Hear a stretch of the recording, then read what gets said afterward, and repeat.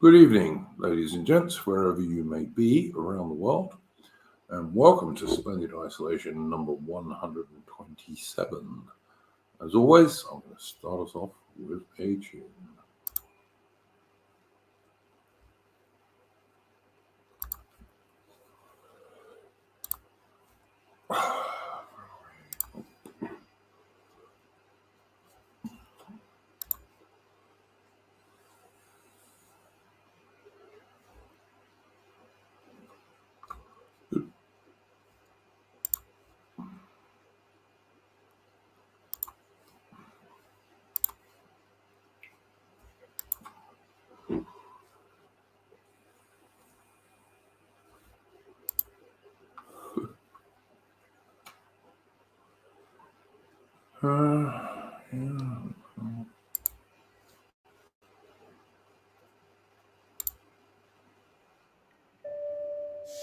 Take up the white man's burden, send forth the best ye breed. Go bind your sons to exile, to serve your captives' need, to wait in heavy harness on flooded folk and wild. Your new gods, sullen peoples, have devil and have child.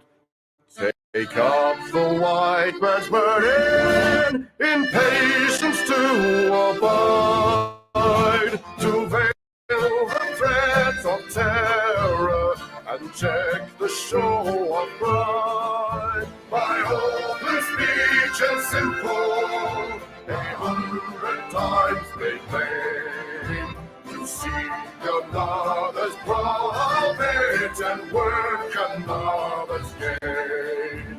Take up the white man's burden, the savage wars of peace.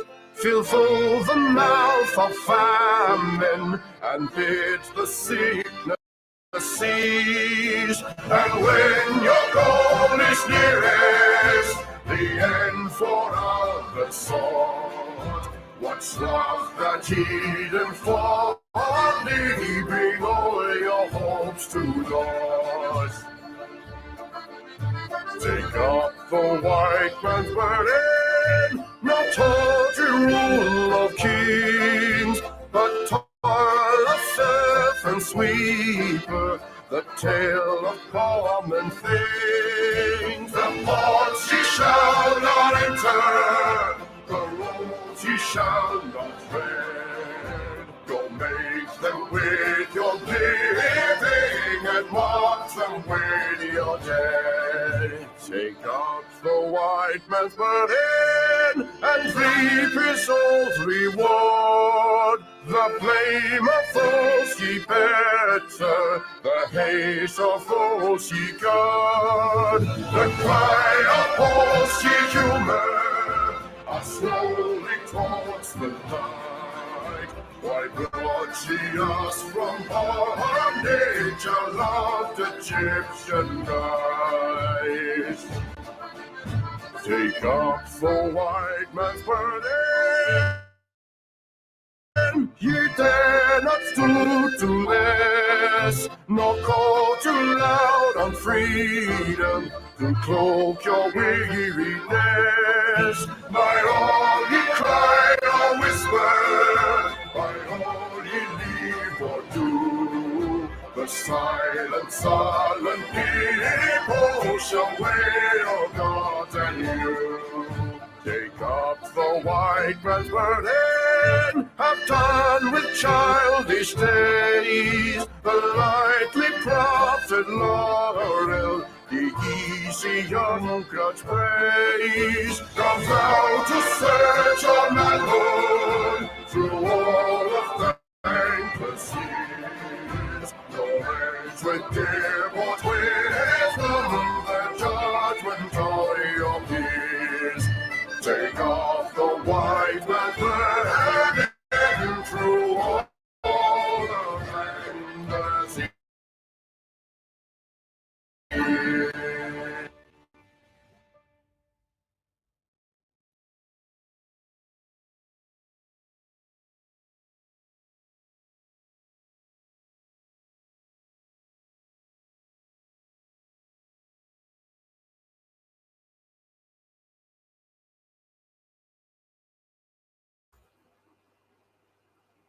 Okay, that was the excellent Chris Gart. Please go and check out his channel. Really good musical channel if you're like me, something of a traditionalist and on the right of things politically, then I think you'll like Chris Garth's channel. He's a non-gay musician type, which is increasingly rare these days in Western nations. So go and check him out. All right, guys, we might have a very short stream this evening because unfortunately 2 and possibly 3 of my regular guests are not available. And although I've asked quite a lot of people, haven't had anyone take the offer up yet. So we might do a pretty short stream. What I'll do if no one turns up is I will talk about one thing that I want to talk about that happened in Nottingham in UK last week. And I will plug a stream I've got coming up tomorrow about the Battle of Waterloo. And other than that, we'll do a bit of a Q&A for however long anyone can be bothered to ask me questions. So yeah, this might be a really short stream. Thing is, when you're doing streaming, you know, people have got stuff to do, and it's Saturday evening in UK. It's very early hours of Sunday morning in Australia. So I kind of understand that people can't always get here, but I can't really change the day I stream on, because if I did, I'd be clashing with other people. And this is, after all, number 127 of these streams. So, you know, we've been going quite a long time. So there you go. Let me see. So if you've got any questions in the chat, if you do an @ you know, with the little @ symbol, I will try my best to answer them for you. Let me see. I do want to talk a little bit about this Nottingham thing that went on last week. For anyone who's not in UK or hasn't been following it, 3 people were stabbed to death by a third world immigrant who then stole the van of the third person he stabbed to death and used it to run into another 3 people.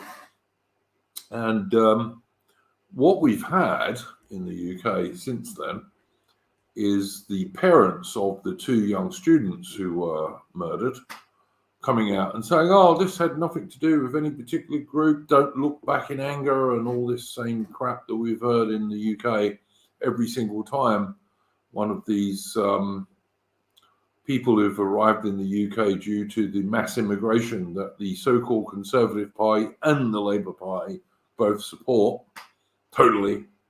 Like, don't think if you vote Labour at the next election, mass immigration will reduce. If anything, it will go up. It won't reduce. Don't be fooled. We have a uni party in Britain. The so-called Conservatives and the Labour Party are much the same on 99% of most things, exactly in the same way as the Liberals in Australia and the Labour Party in Australia are exactly the same on 99% of things. And indeed, you could say in America, the mainstream Republicans and the Democrats are 99% the same on all of the major issues. They're uni parties.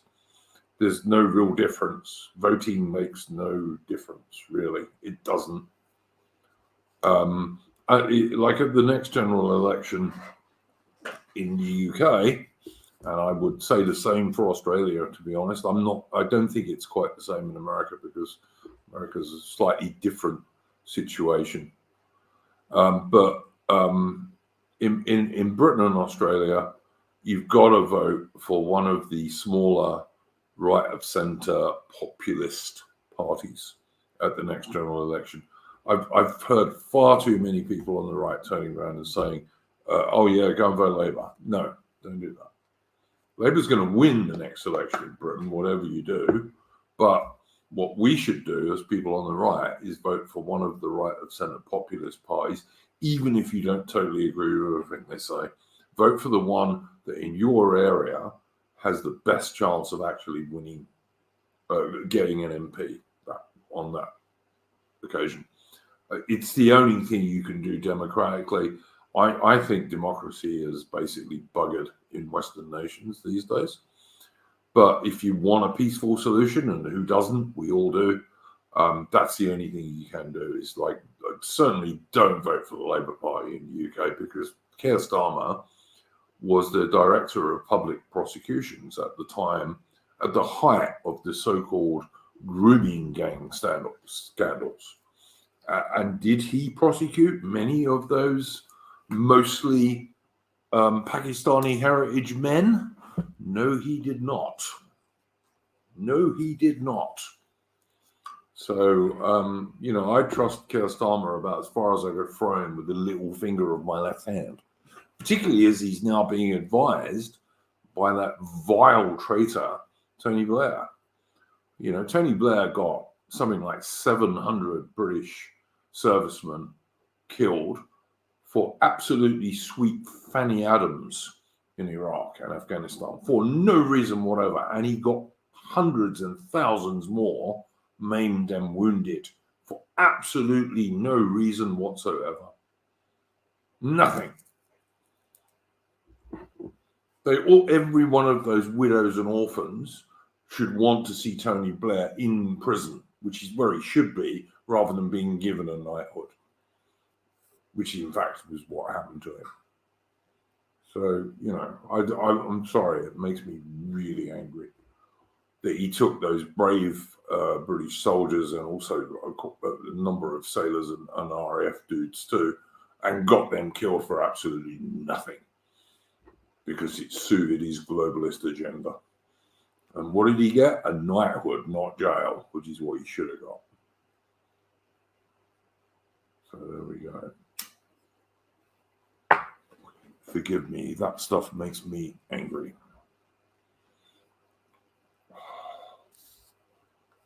Look, like I said, I don't understand these people on the right who are saying vote Labour. I think they're just ridiculous. They are just being ridiculous. If you are on the right, you've got to vote for whatever of the smaller right of centre populist parties has the most chance of picking up the most votes in your area. It's the only thing you can do that is sensible. I don't say don't vote, because if you don't vote, Britain will end up like Portugal, where the turnout is often under 40%. But the left carries on quite happily. They don't care. The left doesn't care how many or how few people vote for them. Just as the left doesn't care if they fortify elections, shall we say, as may or may not have happened in America not so many years ago. But, there we go. What have we got here?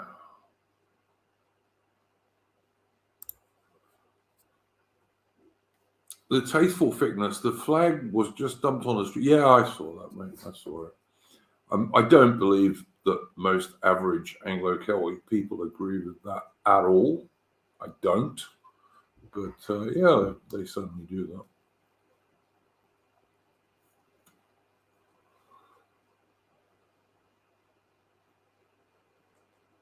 I don't know. What can you say about it? But yeah, we should definitely be voting for right of centre parties, not the mainstream so-called, in inverted commas, air quotes, conservative parties, because those guys are not going to do us any good, and they never have, in my opinion. But there we go.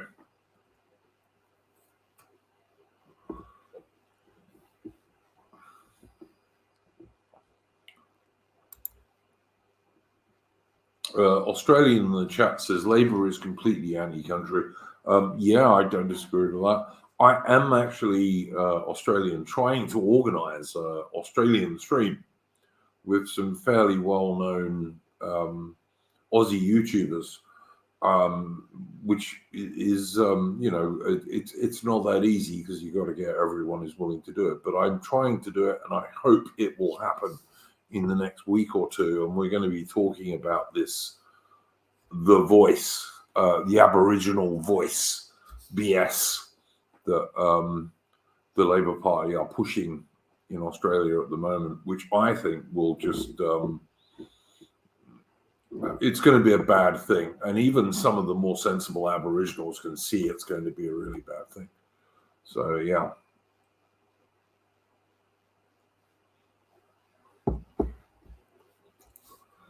But yeah, hopefully, I hope I'm going to get Chris Gard and let me think, who else? Chris Gard, probably Furious Pertinax if I can.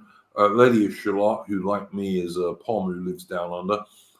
And if we can get him, the Franklin, but the Franklin is very hard to get hold of because he's got a family and a farm and all the rest of it that he's dealing with. And I'd like to get him on because the Franklin's one of my favorite Australian YouTubers, but he may or may not be free, so we'll see.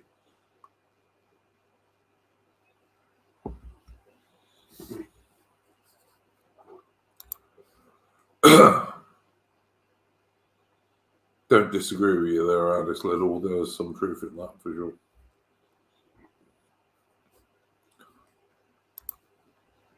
I was never a fan of John Pilger. He was always a lefty scumbag as far as I was concerned, but there you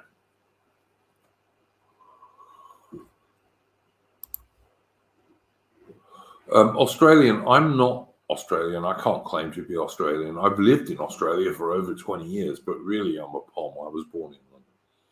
Then I was born in London. I joined the British Army when I was 18, which was just after the Falklands War. I'm a very old bugger. And then after doing that, I moved to South Africa. And I lived in South Africa for over 15 years. Then I met an Australian girl in South Africa. And that's how come I've been in Australia for over 20 years now. So there you go.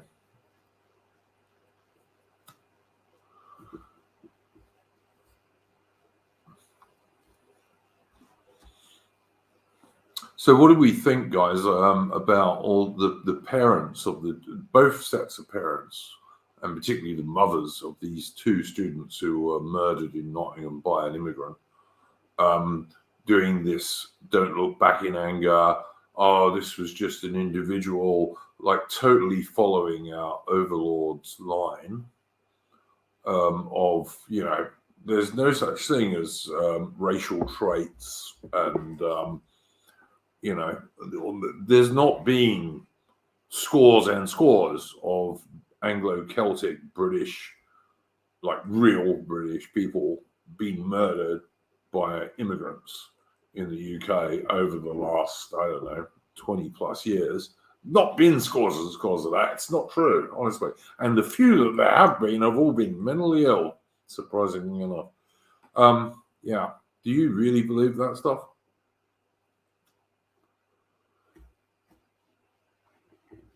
Because me, I don't. So I think, you know, if you import the third world, you become the third world. And that is leaving aside, of course, that, and this applies to Britain and Australia equally, and also many other Western nations. If you have mass third world immigration, it is inevitably going to push down wages, especially for the lower skilled people, because so many of these immigrants are lower skilled, despite all this nonsense about doctors and, space scientists and all this nonsense that they try and tell you. Most of them are lower skilled. They end up being taxi drivers or whatever it might be.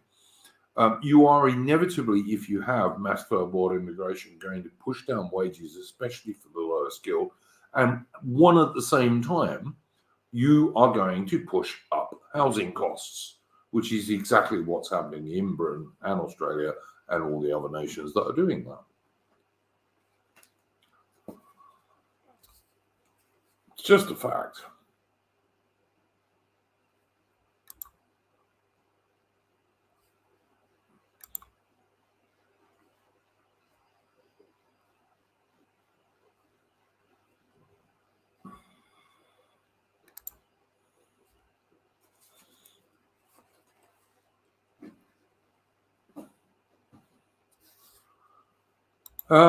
Yeah, I do agree, Dosastic Draco. I did notice, by the way, and I want to give this guy a shout out, that the brother of the last dude who was killed, the one who they stole the van from after the one who had the van stolen after the scumbag had stabbed him to death.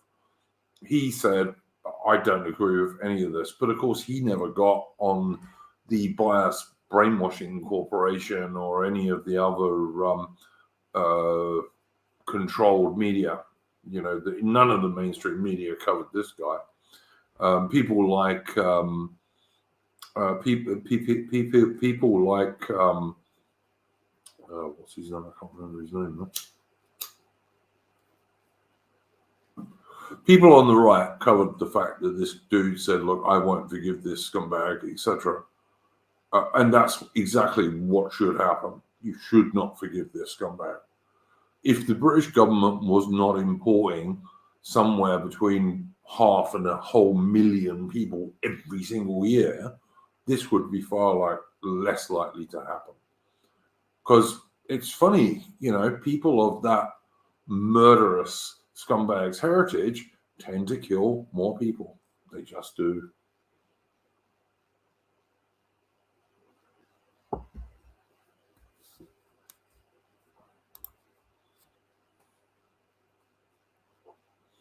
Heathen, you're quite right. Totally agree with you.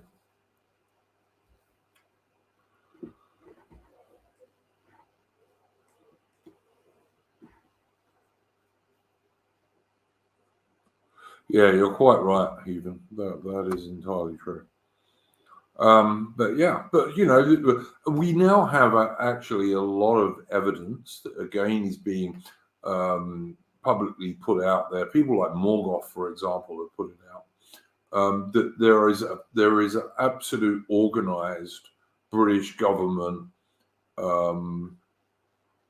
propaganda campaign every time there is a murder by one of these fur-boiled immigrants, whether it be motivated by Islam or just because they're murderous and low IQ. Every time there is a organized British government propaganda campaign put out for, love, we're all good, we'll send you 100 imams, all this kind of stuff, And none of these people should be in Britain. Why are they in Britain? Why do we need them? Britain's an enormously overcrowded country. Same thing in Australia, where no young Australian couple, no young average Australian couple have the least chance of being able to buy a house now because of the mass immigration that Australia is allowing. So it's no better in Australia than it is in UK. In fact, Australia might be slightly better just because it's a much bigger place with less people, although there's a lot of land in Australia which is not very useful to most people.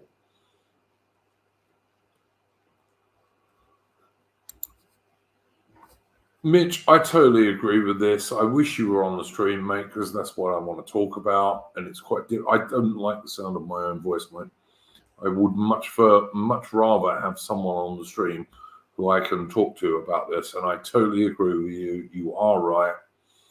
And you have a link, so you can join if you want to, which you should, by the way. But there we go. But yeah, Mitch is entirely correct. I think this was absolutely, these parents were giving scripted responses. I do believe that. And notice they got the women to do that. And look, I really, really, really like women. Trust me, I'm as heterosexual as you get. But they will go along with stuff much more often than blokes will. But on the other hand, I'm not excusing the fathers because those guys just didn't say anything. And if that had been my son, I certainly would have. I would have said, why was he even in the country to kill people?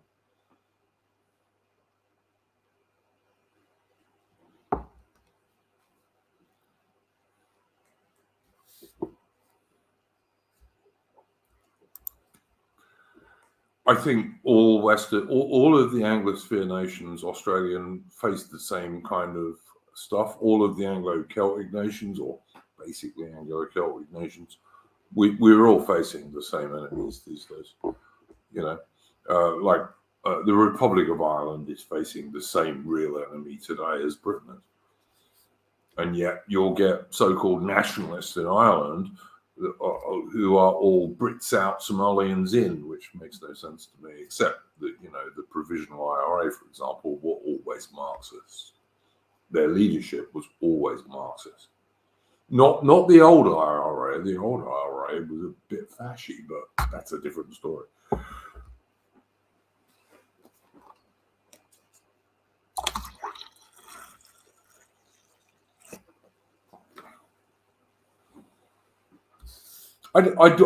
Alice,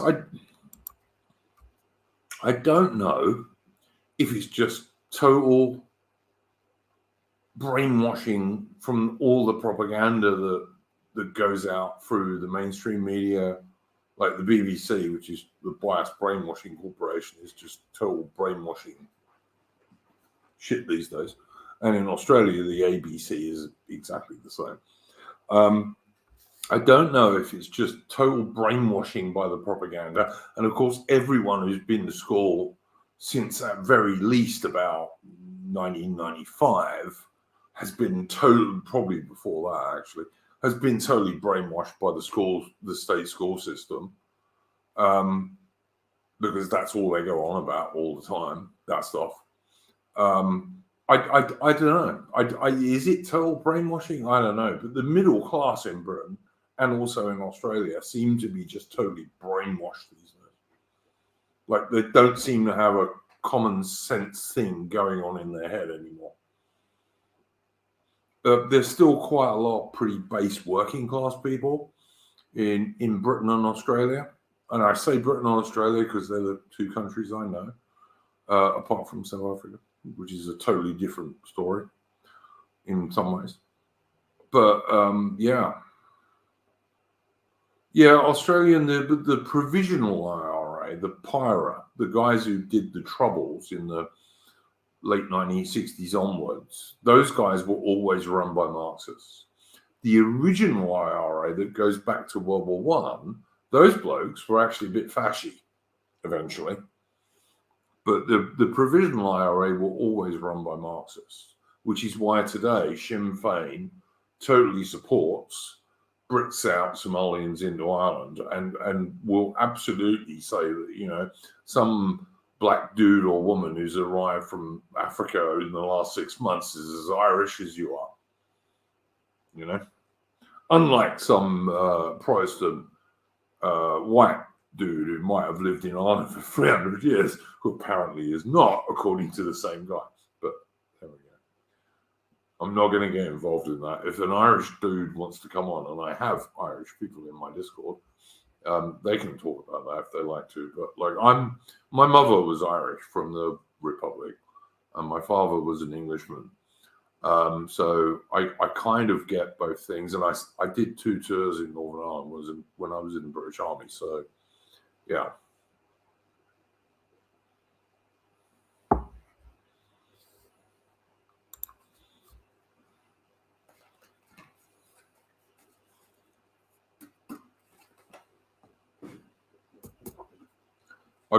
To me, I get on all right with real Irish nationalists these days, like the Irish nationalists who would like to keep Ireland for actual white Irish people. Those guys I get on all right with. But they are not Sinn Féin, because Sinn Féin doesn't support that at all. Sinn Féin totally supports mass fur-board immigration, as, by the way, does the Scottish National Party. Which you can kind of tell, given that they're run by a Pakistani in a kilt. So, their former leader is going to prison by the looks of it. The Scottish National Party's former leader looks like she's going to prison for stealing money with her husband, whereas they're now run by a Pakistani in a kilt. And Dorsastic Draco makes the good point that the Welsh National Party are not really any better, to be honest. They're not. No, they're not. I'm at least a quarter Welsh, because my Irish mother's father was a Welshman who was in Bomber Command in World War II, in the RAF Bomber Command in World War II. So yes, I can see that as well.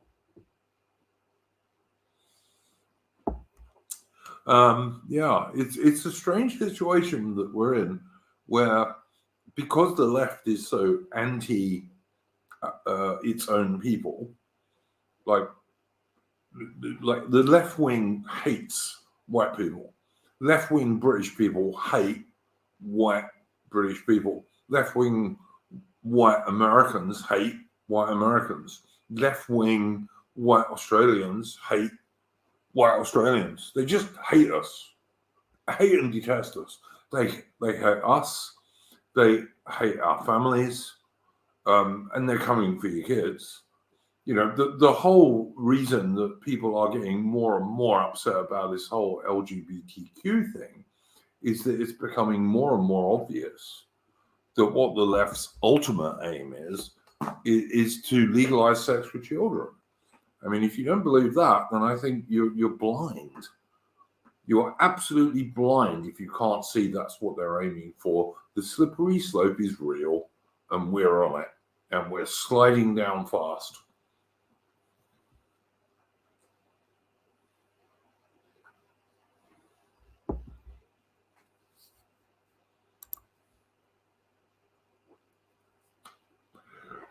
So yeah, that's what I think.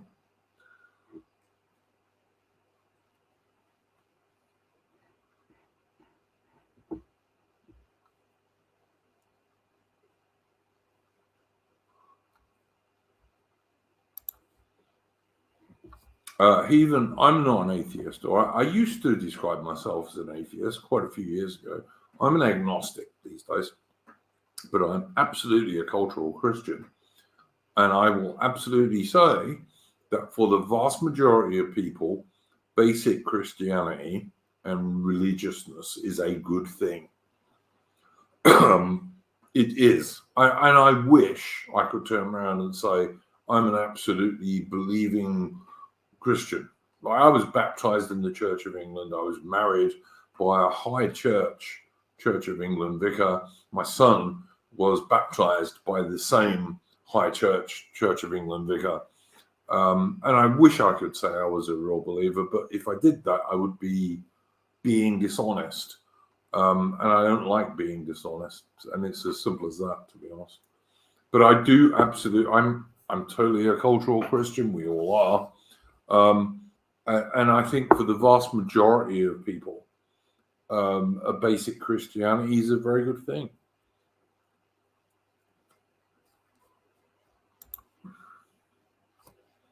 Tasteful fitness is not even a slippery slope. Foucault argued for eradicating age of consent laws decades ago. Yeah, the left have always been in favor of that, mate. I don't disagree with that at all. But that is the whole point. Like, why is it okay for little 7-year-old boys to do strip acts in a gay strip club and get money put in their shorts by gay guys, right? And I've seen videos of this, and a couple of years ago now, not even a long time ago, you know, a couple of years ago now, and that's all right. But if you did that with someone in a like a heterosexual strip club, everyone, including the left, would say that would be a bad thing. Because for one thing, like, the left doesn't like attractive women. The left detests attractive women.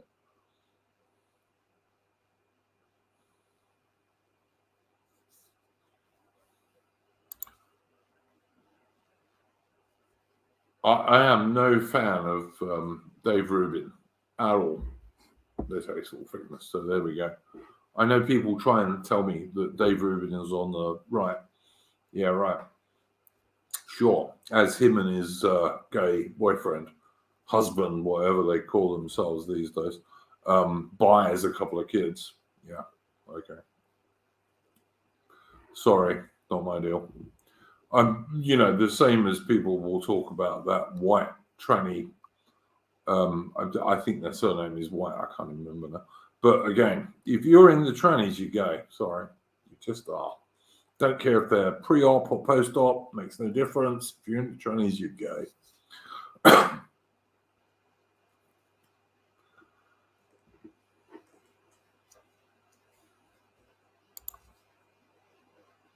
I don't know. Dosatic Draco, there are a lot of feds on the right. Okay. Did Kielczynski come out with some stuff which was relatively sane? I think he probably did, yeah.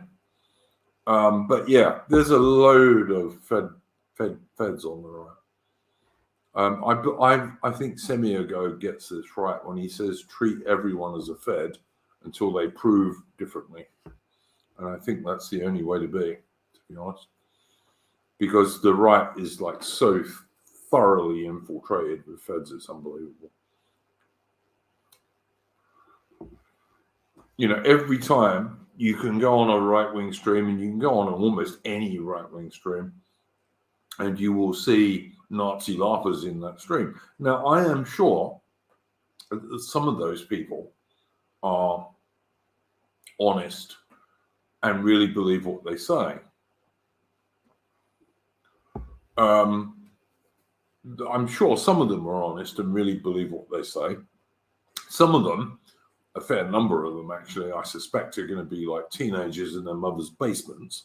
But a lot of them are going to be feds. They just are. I'm sorry. Because you don't need to tell people on the right that stuff. We know it or we don't, you know? So, yeah, that's my view on that one. All right. This is quite an interesting question from Alice Little, 1872. So no sympathy for Yiz the Eunuch or Evelyn. I'm curious to hear your view. I have a great deal of sympathy for Yiz the Eunuch, who, as I understand it, was born with a medical condition. Okay, so I have a lot of sympathy for Yiz the Eunuch. Evelyn, no, none whatsoever. Sorry, that's just the training. I don't care. All right. If someone who is born with a real medical problem, like Yiz, as I understand it, and I could be wrong, I'm no expert on these things. I have a lot of sympathy for that. I don't have any sympathy whatsoever for, in inverted commas, Evelyn, who is a trainee, or people who sleep with Evelyn. But that's just me.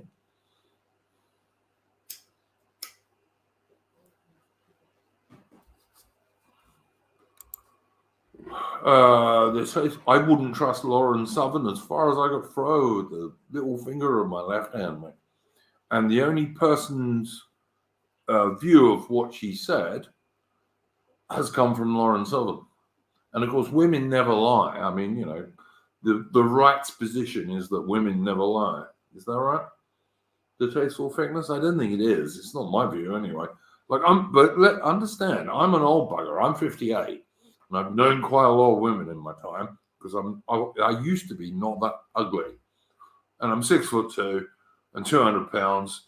And I used to be an infantry soldier. So I've known quite a lot of chicks in my time. And the idea that women never lie is like a very dubious thing to say. So there we go.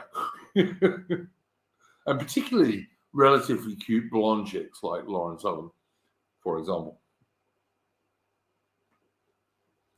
But I had no knowledge of that. Like I'd watched a bit of Lauren Southern's 2.5 hour video saying how she never ever did anything wrong, but her husband was evil. But I wasn't totally convinced. So there we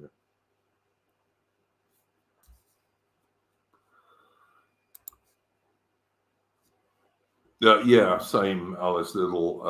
I think Yiz is okay. I mean, like I said, I don't know. As far as I understand, without going into it in great detail, Yiz was born with some medical issues. And, you can't help those.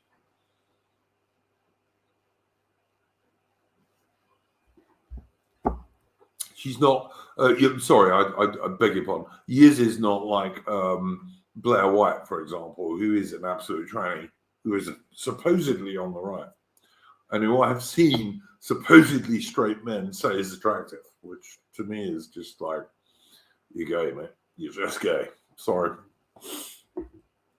Go for real women or don't do anything, but honestly.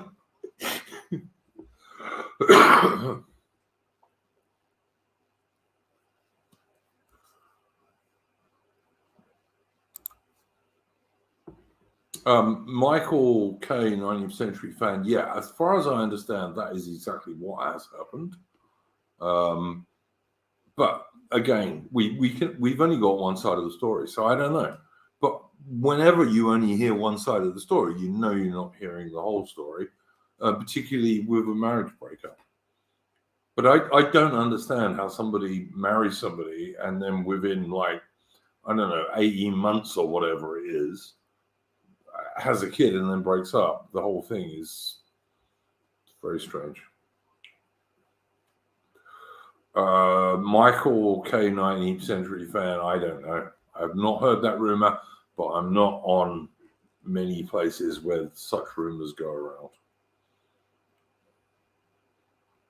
around. Miss Stormer, same thing. I haven't heard that, but you know. Tasteful Thickness says Blair White. Well, Blair White's not a she, but all right. Defended pedophilia. Well, look, anyone who defends pedophilia, and I don't care what their so-called gender is a nonce, basically, as far as I'm concerned.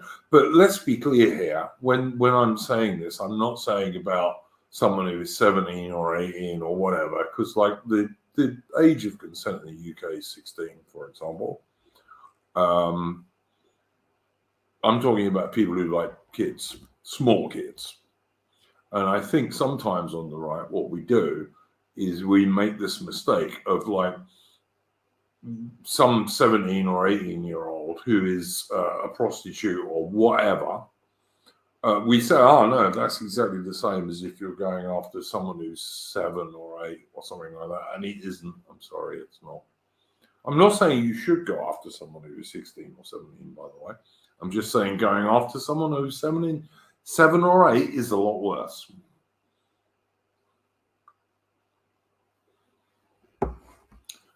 Miss Stormer, that I totally agree with. Yes. Why would you do that? Isn't he married anyway? But I also heard he was a cuck, but I don't know if that's true. Could be.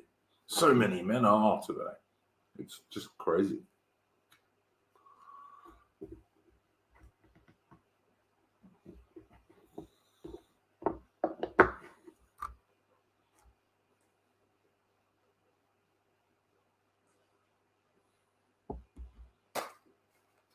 I mean, my view is the same as Magnus Furious's view, that 100% of trannies are mentally ill. That's their basic problem. They're mentally ill. Not that they're born in the wrong body or they should be a woman rather than a man or Vicky Berger. No, they're mentally ill, all of them.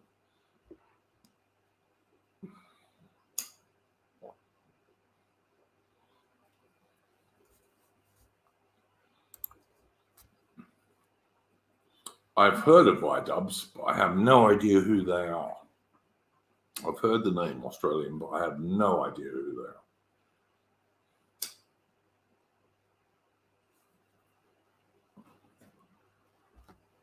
are. I don't follow a lot of this internet drama stuff. I don't like it. I try very hard not to punch right in public. Like there are various people around whose political views I don't totally agree with at all. But in public, I will not slag them off because they're on the right. This is what the left does all the time, and this is one thing that on the right we need to follow. I'm not saying you can't have a debate in private and talk about this stuff in private, but in public, don't punch right. It's a really bad idea.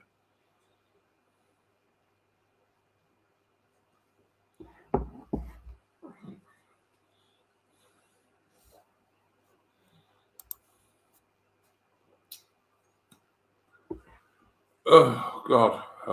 Alice the Deal, 1872. I can only say vomit to that because that's what it would make me do just to watch it. Never know. And like, if my woman did that, like, she wouldn't be my woman anymore within nanoseconds. So there we go. But yeah, all right.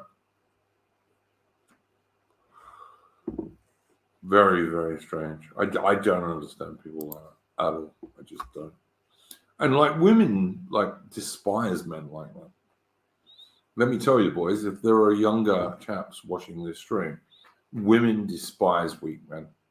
They do. They don't like them at all. They might use you. They might take your money and all the rest of it, but they despise you if you're weak. The more girly you are as a man, the more real women will despise you. They don't like men like that at all.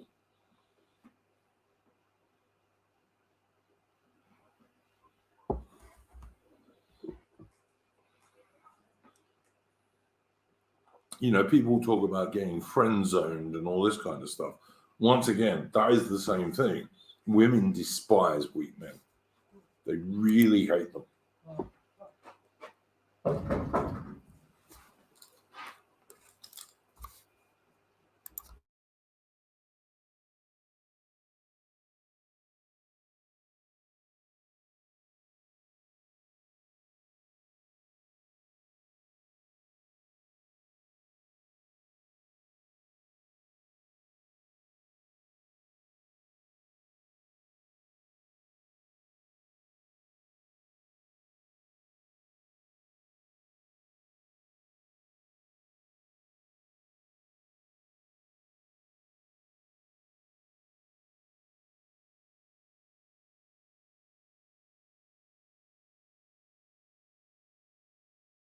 Yeah.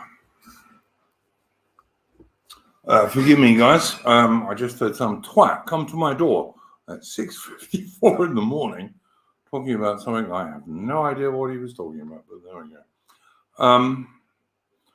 That's what you get.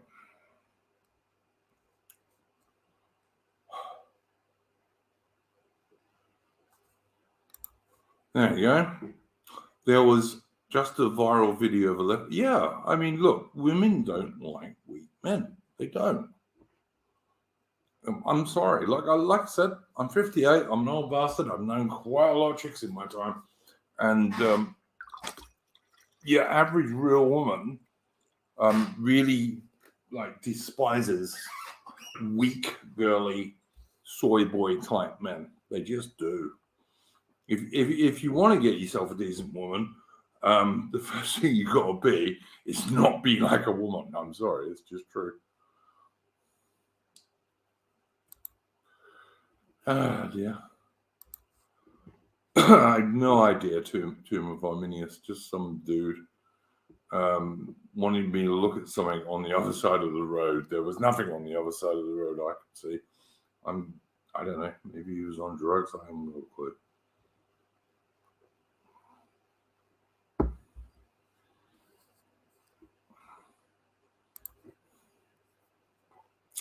Miss Stormer. I didn't get triggered by Lauren Southern. Lauren Southern's just your typical e-thought, in my opinion. So there you go. Yeah, I know Tomb of Arminius. It may have been a fed, but I doubt it, to be honest, where I live. But yeah. Yeah, Lauren Summers just your typical e-thought. I mean, like when she was when she first came to prominence, shall we say, she's a pretty cute blonde girl. So you know, what do you reckon? Where are we? Hang on, there was something I wanted to answer. Do I consider a bayonet still to be a viable part of the soldier's weapons system? Funnily enough, yes, I do. British Army still uses them, and although the British Army has been increasingly in its higher ranks taken over by politically correct morons, and the Ministry of Defence is totally taken over by politically correct morons. British Army soldiers can still fix a bayonet to their rifle, and yeah, I do think it's a useful thing. Not so much because you're very often going to stab anyone with it, but because it does scare the enemy a bit. And anything which gives you like a 1% advantage is worth having. And the modern bayonet is so small and light that it doesn't really affect the accuracy of your rifle at all, because it's not a big thing. But that blade does scare the enemy, and like any percentage, even a tiny percentage advantage you can get as a soldier is worth having. So yeah, I do think that the bayonet is still a viable part of a soldier's weapon system for sure.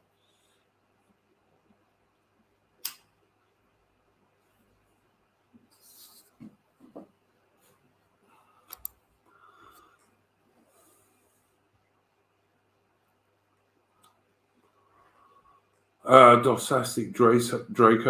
Look, low as far as you call it. Sargon Novikad, Carl Benjamin, has come quite a long way over the last few years. He's still quite a way to the left of me, but he has come quite a way over the last few years. And all that stuff you're talking about the RAF not hiring those useless white men, you know, the same useless white men who won the Battle of Britain and manned RAF Bomber Command in World War II and all those useless white men. I agree about that. That's ridiculous, basically.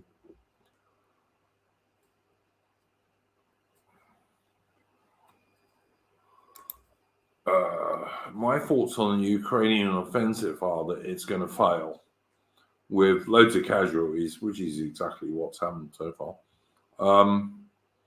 But you know, Russia is fighting the whole of the West in some respects. It's like, because the whole of the West is providing weapons to Ukraine, and Ukraine totally supports the whole gay American empire idea that the British government under the Indian banker Rishi Sunak totally supports. So yeah, and good luck to Russia as far as I'm concerned. Like the only good thing for us on the right is Russia winning. The West winning would be a disaster. I don't think it's the same thing, which some people will try and tell you. It's the same thing about Taiwan. I don't think that is, actually. I think the Chinese Communist Party is a different animal to Putin's Russian government. Putin's Russian government is not a threat to Britain at all, unless we make it one by, you know, sending troops into Ukraine or something like that. Whereas the Chinese Communist Party, I'm not a big fan of, but Putin's not an enemy to Britain. Putin just wants to sort out what's happening in Russia, which is fair enough. I wish someone would become the leader of Britain who wanted to sort out what was happening in Britain, rather than us having an imposed Indian banker who nobody voted for. Like, not even the members of the so-called, in inverted commas, Conservative Party voted for Rishi Sunak. In fact, they rejected him about 3 times.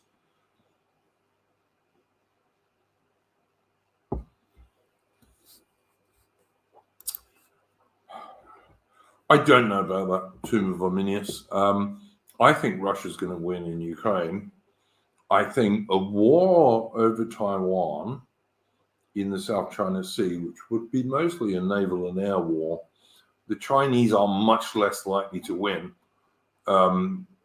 given that you would be talking about China facing off not just against the Taiwanese, obviously, but also the Americans, the Australians, the Japanese, 99.975%, a large proportion of the Royal Navy, maybe the South Koreans, China, and like a load of Chinese ships are just going to go boom as they're sunk by American or British submarines, or Japanese or Australian submarines. I think that they're 2 different issues. I keep them separate in my brain because they are 2 different issues. I don't think Russia wanting to run the Russians in Ukraine rather than the Ukrainians is a bad thing. There was a color revolution in 2014 in which the Americans told the Ukrainians who was going to take over the government, and that eventually led to the current rat king running Ukraine. I try and follow this stuff. I find military history quite interesting and modern military stuff quite interesting. And like the Ukrainians are just, they're getting enormous losses for no real gains at the moment. And no one would expect anything different who had half a brain, like these Ukrainian assault brigades, which have only had at most about 3 months to train and often less. They've got like, I don't know, four to six companies of infantry, or either, if they're lucky, in a decent infantry fighting vehicle, but not many of them. But most of them are in stuff that the West was using for counterinsurgency operations in Afghanistan and Iraq. And they've got one or at most two companies of Western tanks. Well, good luck with that. That ain't going to go far. And they have one battery of vastly assaulted artillery supporting them. That ain't going to go well. It just isn't. I would like to see the Russians do another call up and just totally crush the Ukrainians very quickly, because that way less people will die. And I'm actually not in favor of anyone dying, Russian or Ukrainian, to be honest. But the quickest way to end that war, because the West, and particularly the Americans, but the West generally, and certainly Indian banker Rishi Sunak and what have you, want that war to just carry on forever to kill as many Russians as they can. Whereas what I'd like to see is the war stop as soon as possible, and the quickest way to stop it is for Russia to win. And I'm not particularly pro-Russia, I'm just not anti-Russia.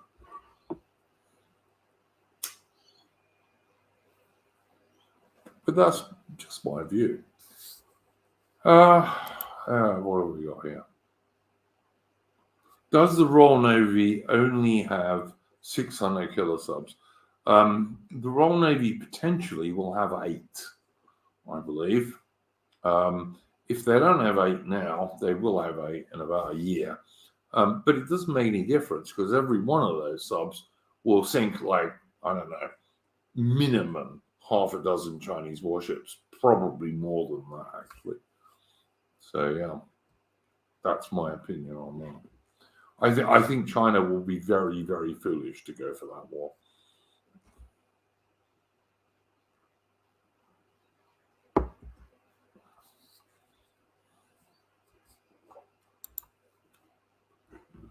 What have we got here?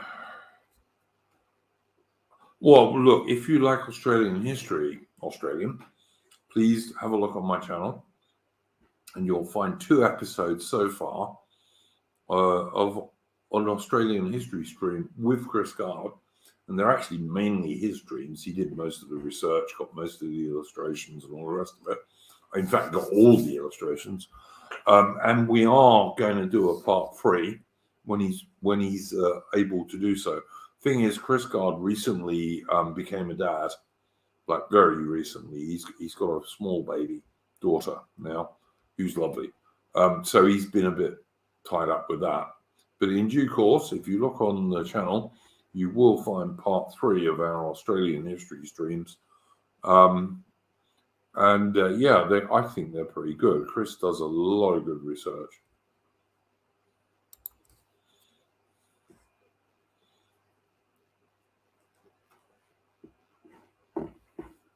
Agreed, Alex Little. Agreed. He's a very good bloke, and like I say, he's now a daddy guard. So there you go.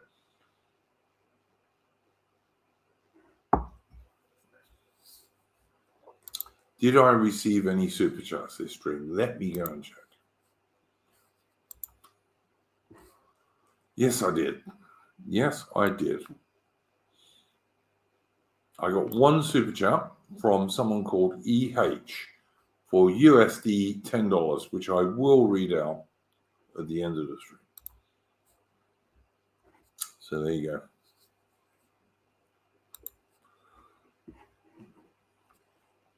Tomb of Aminius, yes, I totally agree. And the last time I spoke to Chris, he, the good lady, Mrs. Guard, and Little Guard were all doing really well. So that's cool.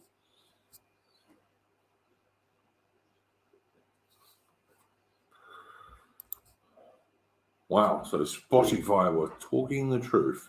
That's nice. Glad to hear that Spotify was being truthful.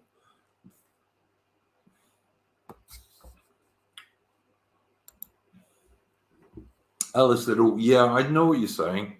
The guys at Entropy are good. Like I'm on their Discord and I speak to them, but they've been being given issues by big tech, I think, mostly. So I give them a little bit of stuff for that.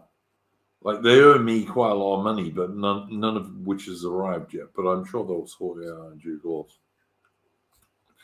I don't think that they're bad actors, is what I'm trying to say, Alice Little. So yeah, fair enough.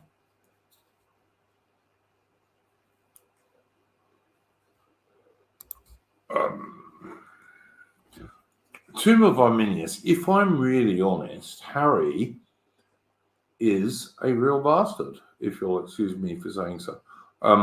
He looks exactly like his father, who is not Prince Charles, but was a British Army officer, by the way.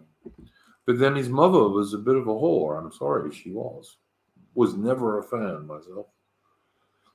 But that's just my own view.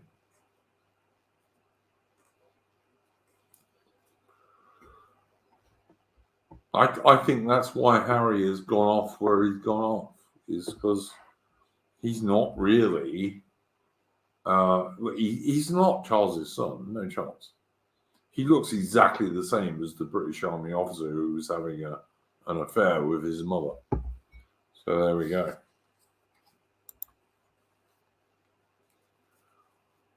Bjarki, how you going, mate?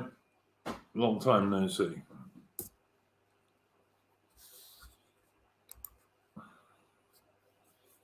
Yeah, exactly. Too. I mean, yes, this is what was happening.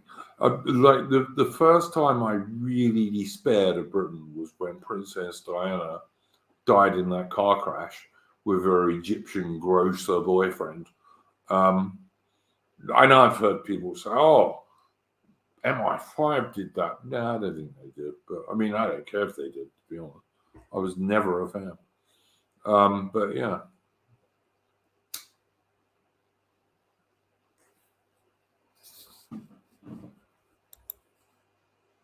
Shit, man, 16-hour shifts, that ain't good. What do you do? I hope it ain't too physically hard. Wow, 16-hour shifts is a long time.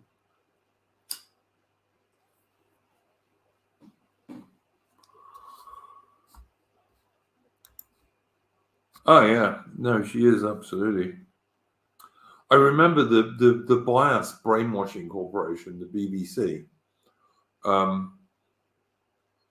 did this poll, greatest Britons ever.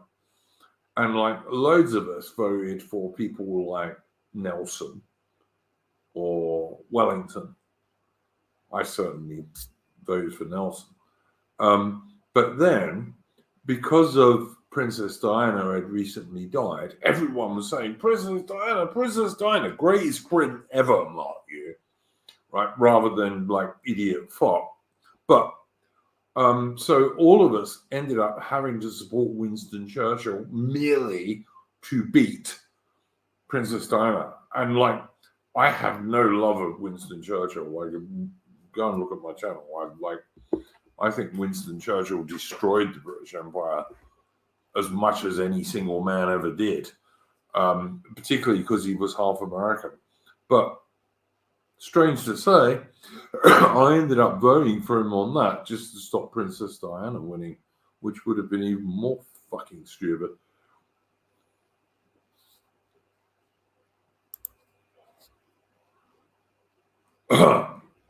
Chef Biaki says, yeah, that's a pretty hard job, actually, in many respects.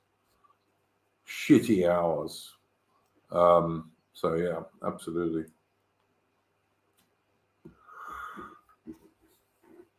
Yeah, Dostoevsky Draco, I remember that too, and I hate it.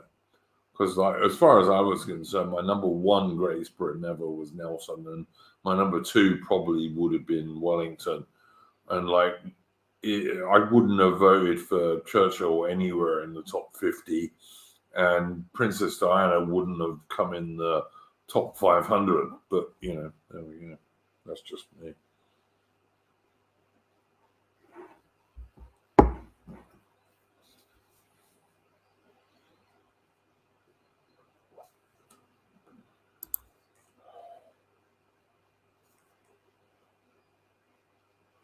Bloody hell, 2,000 people, made food for 2,000 people. That's a lot. Yeah, Duke of Marlborough, excellent dude. Churchill always thought he was, whereas he was absolutely clueless about anything. Winston Churchill, unlike the Duke of Marlborough, was absolutely clueless about anything strategic at all. Like, if you look at most of the disasters that happened to the Royal Navy between 1914 and 1945, you will find that 99% of them, if you follow them back to their start, go to Winston Churchill. 99% of them. And that's despite the Royal Navy doing their best to try and stop him. And the same thing to the British Army, by the way. He was absolutely useless at that stuff. Churchill was quite personally brave. Like, he fought in quite a lot of wars. He wasn't a coward. I'm never going to say he was a coward, because he wasn't. You know, he took part in the charge of the 21st Lancers and all the rest of it, Omdurman, in 1898. But, like, he never commanded more than about 40 blokes. I commanded more men than Churchill did in the field. And I was only a bloody sergeant. But anyway, there we go.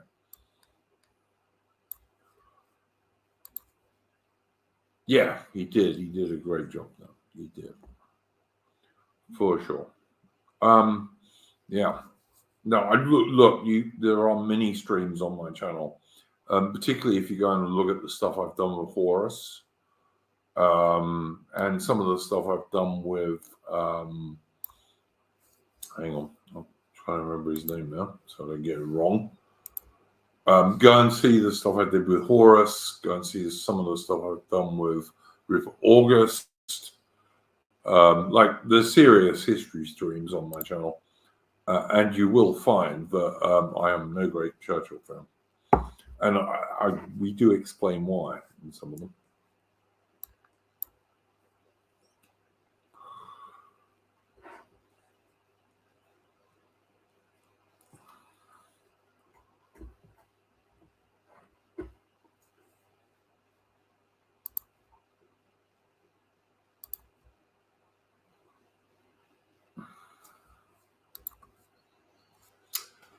Dostoevsky Draco, bring back the Plantagenets. That's what I would say.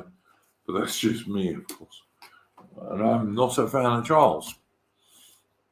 I actually left the Discord not so long ago, because if you said anything against Charles or his extremely ugly wife, who is a divorcee, who he was having an affair with before she was divorced, you got slagged off by people, and I'm sorry.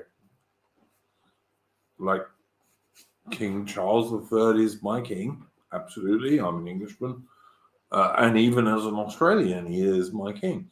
But doesn't mean I have to like everything he says. Doesn't mean I have to like his ugly wife, who was a divorcee, and who he was having an affair with when she was still married. That's just my view.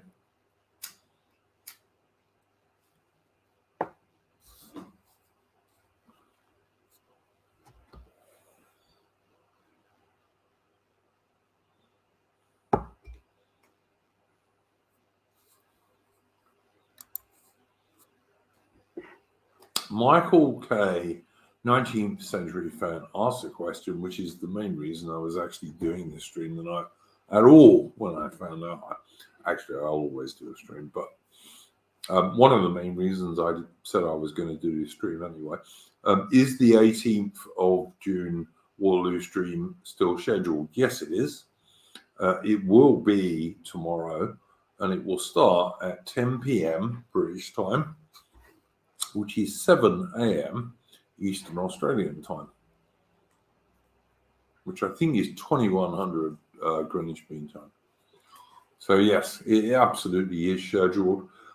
If things go according to plan, I should have Rupert August, who you guys will know is an excellent historian, and also I hope Furious Pertinax, who is one of the best military historians I know on YouTube. Haven't heard him make many mistakes at all on military history.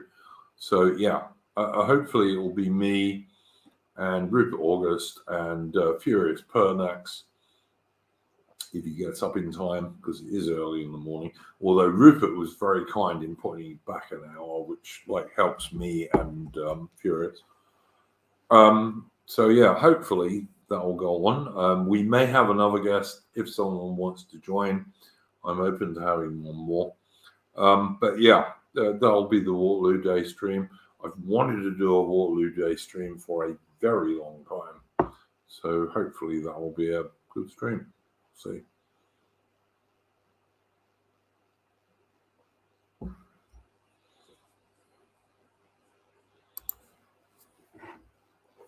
Yep, Apostolic Majesty also has about 4 streams on Napoleon for context. He does. And I generally agree with AM's view on Napoleon in that he was not a good man. But yeah, and incidentally, Rupert August and obviously Furious Pertinax both are fairly frequent guests on Apostolic Majesty's channel. And incidentally, Apostolic Majesty is one of the only 2 channels on YouTube I'm actually a moderator for. So there you go. The other one being Dave the Distributor. But there we go.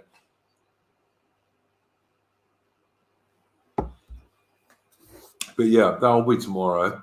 And it will start an hour later than the stream did.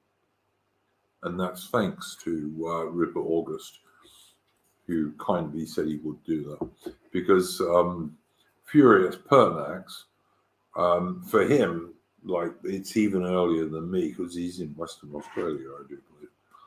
So there we go.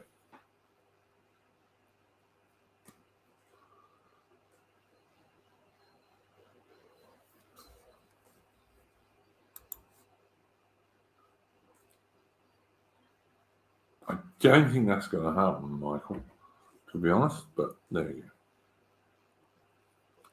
I actually have a dude on my stream who calls himself Napoleon, something or other, but he is Scottish.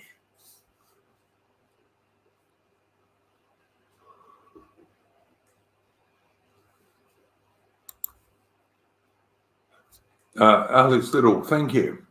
I'm glad you liked the stream I did with our Apostolic Majesty.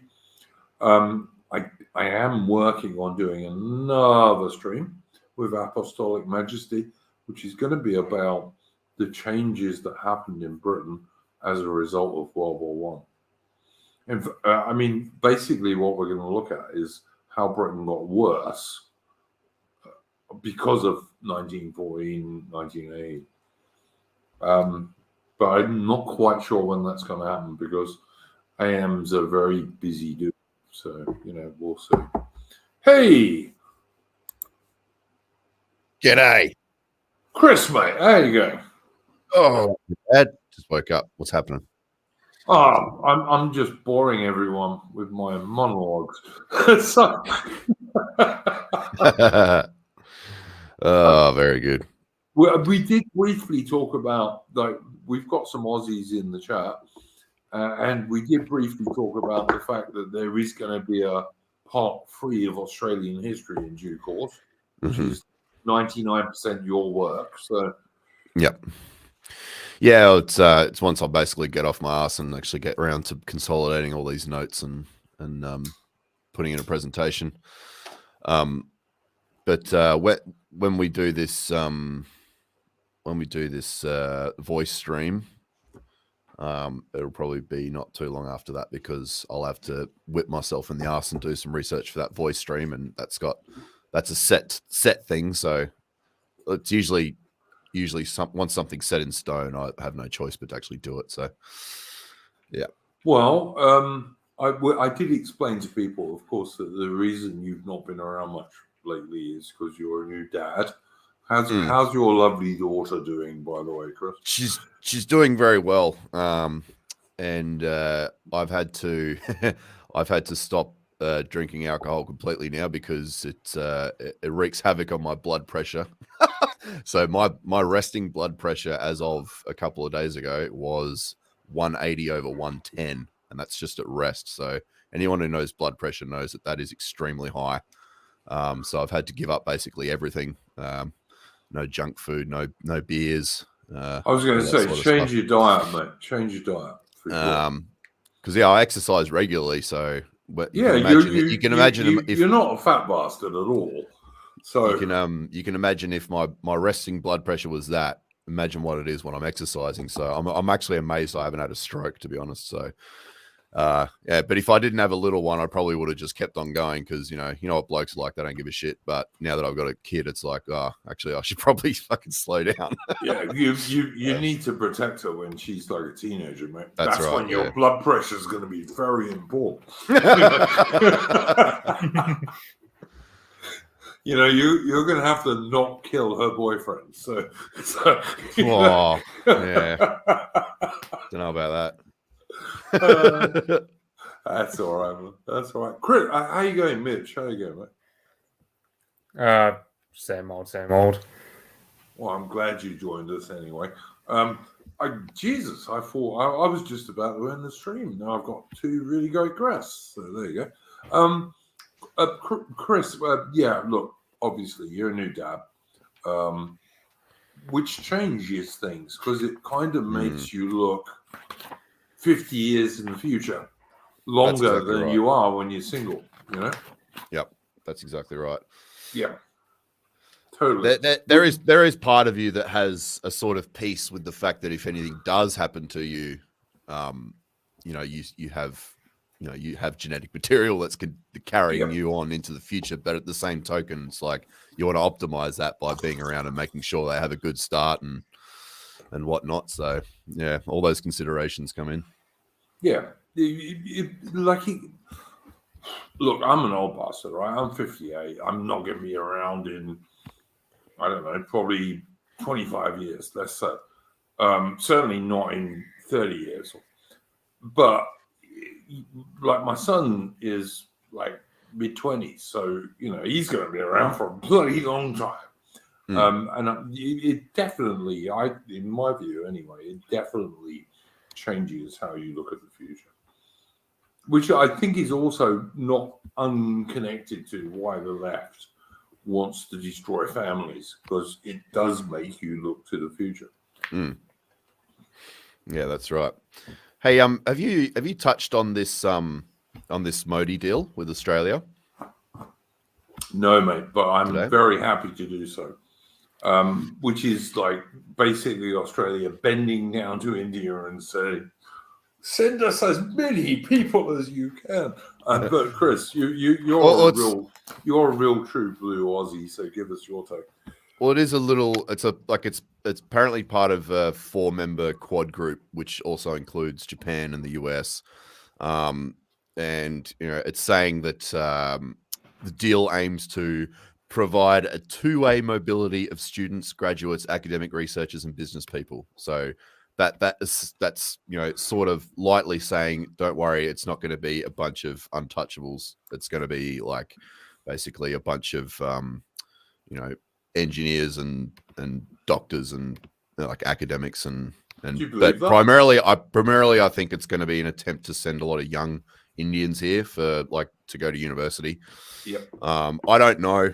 I really don't know. All I know is that it doesn't matter if they're students or doctors or anything else. They all have a plan in mind, and that is to come over here and set up a corner shop or set up some sort of shop or business. And they tend to do that in places that don't have an enormous amount of competition. So that means they're coming to a small town near you to fill it up. And what they're calling it is the finalized migration agreement will also lead to the creation of a new scheme called MATES, MATES, Mobility Arrangement for Talented Early Professionals Scheme, which has been specifically created for India. So yeah, basically, yeah, you're right. It is more or less something that is in service of India rather than for us, because we definitely don't fucking need them. Tomb of Armenia says, "Lol, there are no Australians going to India to No, which is absolutely true. Which is absolutely ridiculous. It's so funny. I would also ask Chris, how many Indians do you think the Japanese are going to take? Because I don't think there'll be many at all. But Yeah. Japan is based, so you know. But just deported that Somali from America. Who what was it? He was going on the Japanese metro, I think it was, and just like antagonizing everyone. So the Japanese just deported him. Yeah, Japan doesn't take mass immigration, and good on Japan. It makes me like them more. I think the Japanese are very based on that, and if only the British and Australians were the same, and the Canadians and New Zealanders, if only we did the same as Japan, all of our countries would be vastly better. Yeah, and well, Mr. Modi called the Indian community in Australia a living bridge between the two countries. And again, as you say, it's a one-way bridge, basically. So yeah. I understand this. I think this is still a sustained attempt at the push of replacing Chinese diaspora with others. Primarily as they say, it's a quad deal, so they want more Americans and Japanese. Yeah, that makes sense. Indians and to be, the Indians might be universally a sort of hated people around the world, but they are still better than Chinese. And I would be honest in saying that I'd still prefer having a lot more Indians in Australia than Chinese. So you got to take the best of the worst, unfortunately. I'm not particularly against the Taiwanese, to be honest. No, well, Can we even argue that they're Chinese? They're the nationalist Chinese, but I'm not a big fan of the Chinese Communist Party. Never have been. But, no. And the Chinese writ large. Dan Andrews is big mates in Victoria. Yeah. I don't know the relationship between Albanese and Dan Andrews. Do you have any sort of insight on that? As far as I understand it, Chris, Dan Andrews is getting ready to retire, which I suspect goes back to his Big Brother stuff that he was doing during the longest lockdowns in the whole wide world and what have you. I'm surprised he hasn't been arrested. I'm not surprised, but he certainly should have been. Yeah, he put armored vehicles, CS gas, and rubber bullets against ordinary Australian dudes who just wanted to go to work, for God's sake. But at the election, he didn't lose any seats. It was just amazing to me. Yeah. I mean, how cucked are modern Victorians? I mean, I mean, the old digger dudes, like of World War II or World War One, would have probably taken Dan Andrews out of the Victorian Parliament and strung him up, but that ain't modern Australia, sadly. Mm. In the same way that modern Britain is not like 19th century Britain or Canada or all those things. Doxastic Draco is calling it the Jacinda maneuver. It could be that too. But I mean, you would have thought that he'd do it earlier because really, I mean, I don't think Dan Andrews could have done any more damage than what he's already done. And he was very, very hated. And I'm sure he was acutely aware of that. So, yeah. Yeah, he is very, very hated, Chris. But like I said, look at the last Victorian election results, which are not that long ago. And basically, Labour lost nothing for doing the longest lockdowns in the whole wide Western world. It just goes for to no show reason. it just goes to show what the electoral power Melbourne as like the city itself has in the Victorian elections. Yeah, Tomb of Arminius is agreeing with you here, Chris, and yeah, you're right. Like there are loads of really based Aussies in little towns and in the bush, and you know little places in Australia, but Melbourne is like totally paused. It is. Melbourne is so paused. I live almost 60 kilometers outside Melbourne, and I'm still paused here by Melbourne. I just didn't move far enough, unfortunately. So Yeah. I mean, how long is it? I mean, we'll move back to the Indian question because you know there's that chap that keeps getting mentioned on Twitter that he basically just always asks, why do we have an Indian prime minister? Mitch, why do we have an Indian prime minister?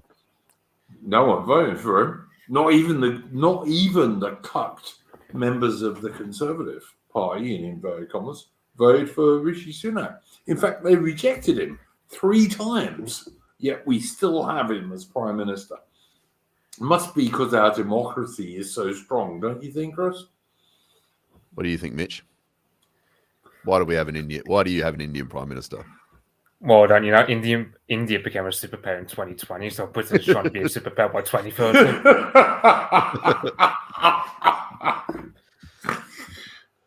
If the superpower is like shitting in the street, yeah, all right, India became a superpower. All right. And I'm looking at this Modi deal, and I'm thinking we're going to have an Indian prime minister probably in 2030. You'll have an Indian prime minister, we'll have an Indian prime minister, and we'll all be saying everywhere, come again. Yeah. And America will have a Mexican, I dare say, or maybe a black dude. But they've already had that. Well, I don't know. America has an enormous contingent of Indian CEOs that run a lot of their major corporations. So one of them could decide to have set his sights to higher things and run for president, and then they'd have an Indian president. Maybe. India 2030. Maybe. Look, Biaki, I am not totally against the JQ question. I understand it, I think. But it's not the 100% deal, because if it was, we wouldn't be in such a bad place as we are now. And it's also an excuse for a lot of Goyim who, like, apparently are, just love Israel. I mean, and in fact, it's not even Israel, because, like, Israel's pretty right-wing for the most part. But it's an excuse for, like, liberal, small-hatted people, I think, to some degree. But that's just my own opinion. Like, we have more than enough traitors on our own side.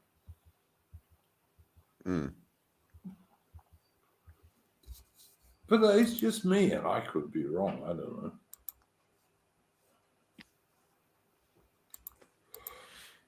Hang on, I'm dealing with my stupid computer. There we go. But yeah, I don't know. Mitch, do you think that the parents of those 2 students who were murdered by the immigrant in Nottingham, do you think they were given the script by the British government? Because I do. Probably will, yeah. But on the other hand, it's also, at some point, you got to talk about, also, I don't know about the word cowardly, but certainly just how permissive people are. Because, I mean, on one hand, sure, it's grief talking, but it's also, I mean, you got the brother of that caretaker. He is going the right way, but everyone else is just going, oh, don't look back in anger. Like, they have to use up with the Oasis song, which Morgoth once said on Twitter, something along the lines of, they use the whole 2000s nostalgia to just, like, sink the message even deeper. So, yeah, I mean, that's entirely my own view, Mitch. I think it was telling that they got the 2 mothers to speak and the dads didn't say anything. But on the other hand, if you're a good Anglo-Celtic white dad, you actually should speak. But this idea that, doesn't matter who killed my child, that's all right. I mean, the idea that I would do that is like anathema to me. Totally anathema. I'd turn around and said, if I was one of those parents, I would have gone on the TV. I would have lied to get on there, and then I would have turned around and said, these people are lying to us. They're importing these murderous scum. But apparently that's all right, Yeah, the ultimate tipping point's supposed to be when they start killing your kids, isn't it? And if that's not even enough, then there's nothing. You are just going to get roll on. Yep, absolutely, absolutely, Chris. Look, I know that Mitch feels strongly about this as I do. There is increasing evidence. Morgoth has provided some of it, but so have other people. That any time some bloody third world immigrant kills a load of people for no reason, all of a sudden the British government will provide you with 50,000 stickers, 15 imams, and everything else you need to try and pretend, this has got nothing to do with race, which of course it has. Like anyone with half a brain knows it has. Nothing to do with race and nothing to do with the religion of peace. It's just lone wolves. Yeah, and it's not even that, Chris, because this dude, I don't know if this dude was a Muslim or not. And there are okay Muslims. I'm not saying every Muslim is evil, but this dude wasn't even a Muslim. He was just a black guy from some shithole who had a history of violence, but was allowed to just, stab two students, then stab this poor bugger's brother, steal his van, and then run it into 3 people. And all we'll get is, probably mental illness. But if you didn't import these people in the first place, none of those people would be dead. None of them. Because, most British people don't go around doing that sort of thing, just like most Australians don't. Yeah. Yeah, the native Brits, even the mentally ill ones, they don't go around on stabbing sprees in random fucking places anyway. Yeah. Seems to be a uniquely third world sort of behavior. Particularly if you come from a country where it's normal for you to settle your disputes with a machete. People continue to completely forget that fact, specifically with the Somalis and Sudanese diaspora in Melbourne. Easily far and above the highest overrepresentation of crime per capita. Oh, yeah. They just think, oh, no, it's because they haven't been loved enough. It's because they haven't been welcomed enough. It's because they still feel like an outcast when they come here. It's like, no, they fucking don't. It's because where they come from, if you call someone an idiot, he will stab you. That's just how it fucking is. Yep. And they've been doing that since they've been little kids. They've been stabbing each other since they were little kids. Don't fucking tell me that it's because we don't welcome them enough and we're not compassionate enough. Fuck off. Absolutely disgusting. Totally agree, man. I mean, look, Melbourne has many examples. There's been beaches taken over in Melbourne by Somalians, etc., who were just making everyone's sons and daughters run away. It's happened in Sydney. It's happened in Britain, fucking umpteen times, so often that you're not even allowed to talk about it. And the biased brainwashing corporation in the UK goes on about it all the time. Tomb of Arminius, I was in a tobacconist in South Melbourne 2 years ago when a Somalian said to me, "You don't like my people, do you?" I said to him, "No, fucking don't. But there you go. But yeah, it's just crazy. It's insane, and somehow the Western middle class and the feminists and the soy boys have like totally taken this on board, and they think it's all right. It's insane. The most insulting part about it is not even our own, like the government's own response to it or the incidents themselves, but it's the parents and community leaders, like in quotes, community leaders of these Sudanese and Somalis and whatever else. And whenever like their kids do these absolutely insane, egregious, often violent, but in a lot of times, a lot of just theft and destruction. Whenever they commit these acts, their parents are the first ones to go to the news and just like do the whole didn't do nothing thing, and decry the Australian government for not providing enough resources for them to fill their time with productive things rather than stabby things or stealing things. It's just like, and they put on the full on social justice sort of performance. 100, and it's 100, Chris, 100. It's like, what it's the like fuck? Take some fucking accountability. Yeah, it's like when we say in London, oh well, there's a lot of stabbing because all the community centres with like ping pong table got closed down, and it's like, but then there was that one time where a community centre with a ping pong table actually just got ransacked by a bunch of them. Oh god, what was that? What was that really horrific video? I can't remember what the event was, but was some poor kid getting chased around a ping pong table in one of those centres by someone with a knife or something like that, trying to beat or stab him or something. Do you remember that? And it was like the perfect irony of like right on the tail end of when someone had said that, like, oh, we need more community centres with more activities for them to do stuff. And I bet he was the only white kid in the room. But yeah, okay. I don't even know. It was probably. I mean, they like got to remember that most of their violence is against each other. So that's the other consideration. No, Chris, it is. No, it definitely is. Chicago doesn't have gang deaths. It's just it's a white myth. Yeah, I'm taking the piss, man. Sorry. All right. Mitch, what did the brother of the last dude who was stabbed in Nottingham say? Do you have the quote? So if you do, I'll put it up. Oh, I should have bookmarked it. I didn't think you was going to ask me this. That's all right, man. I didn't think you were coming on, so that's all right. But yeah, if you can find it, I'll put it on, because I think he was the only true relative of those people who were killed who spoke the truth.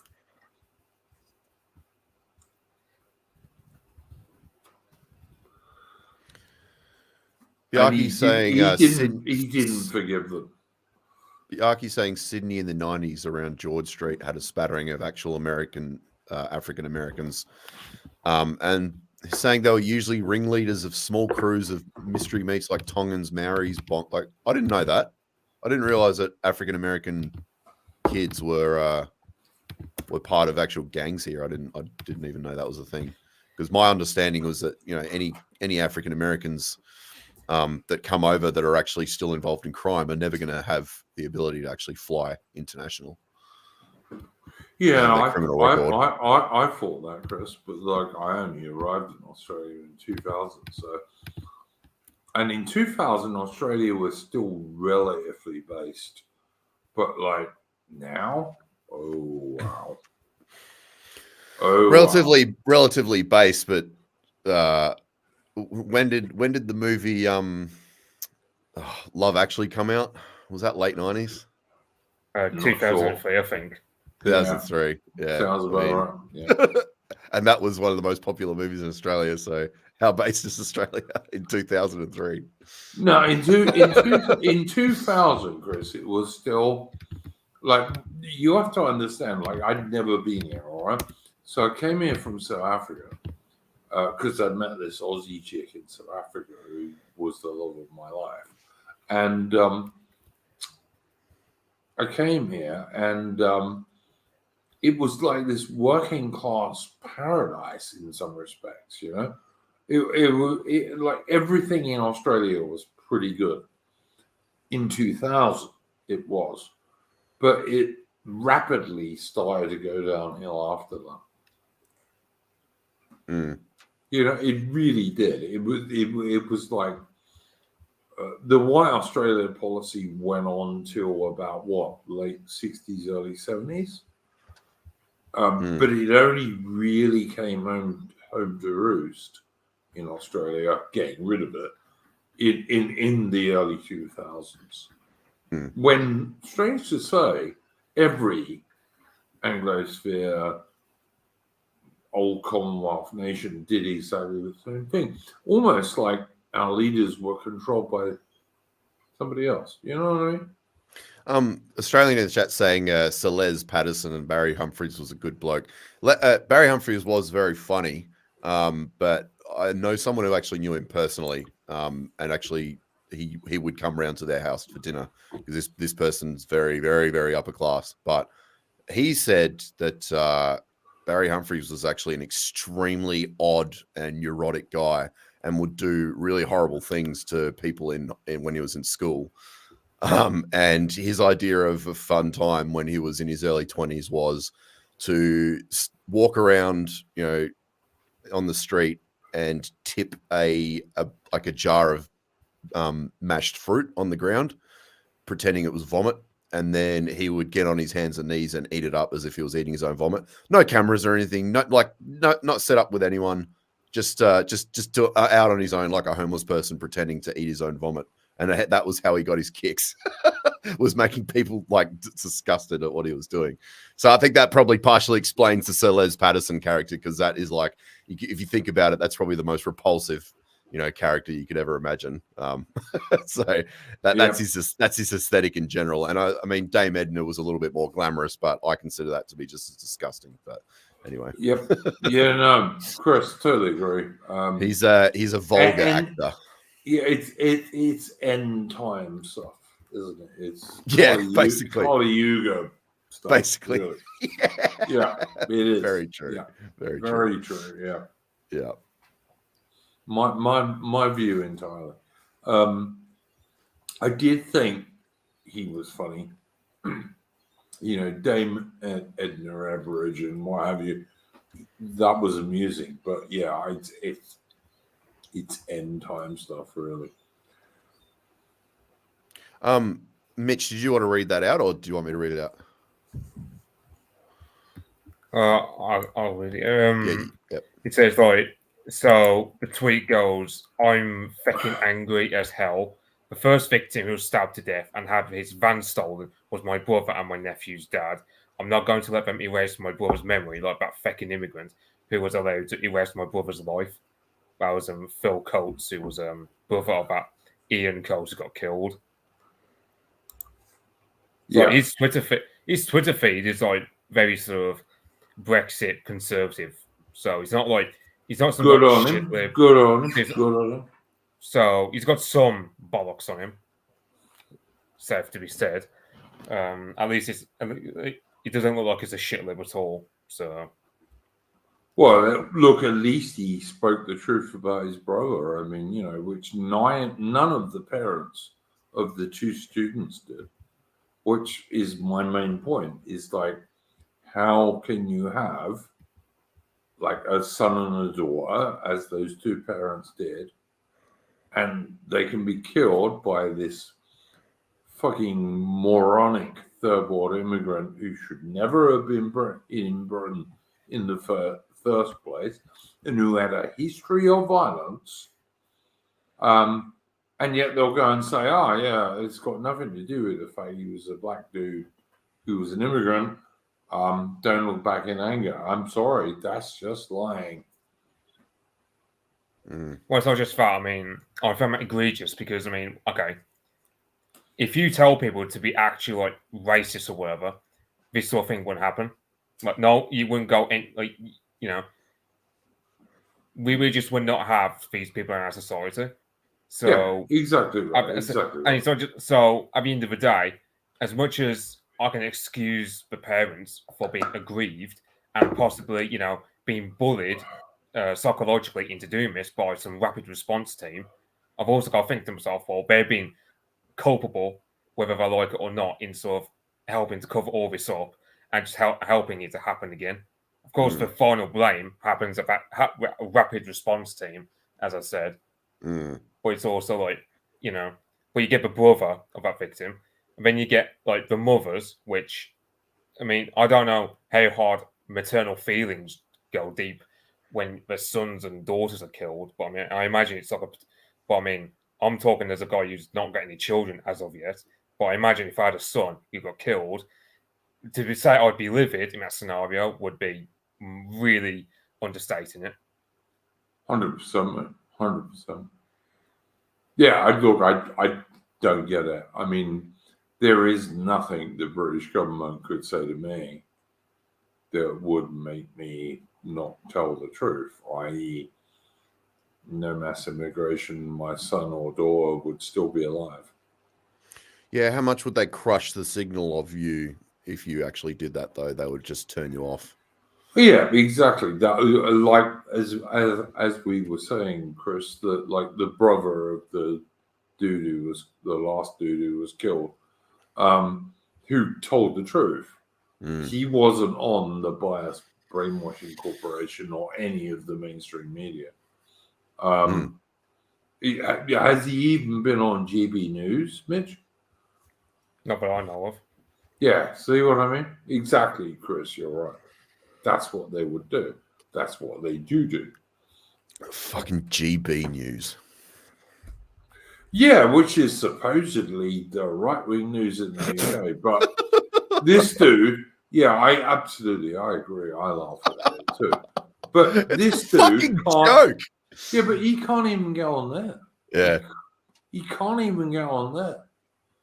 GB News, I think, initially when it started had promise, but it immediately became containment, like to such a degree that it's hilarious. Like, well, sorry, Chris, you know the twink guy who's on there. Yeah. The obviously gay, who's supposedly conservative. Yeah, but he's still on there somehow.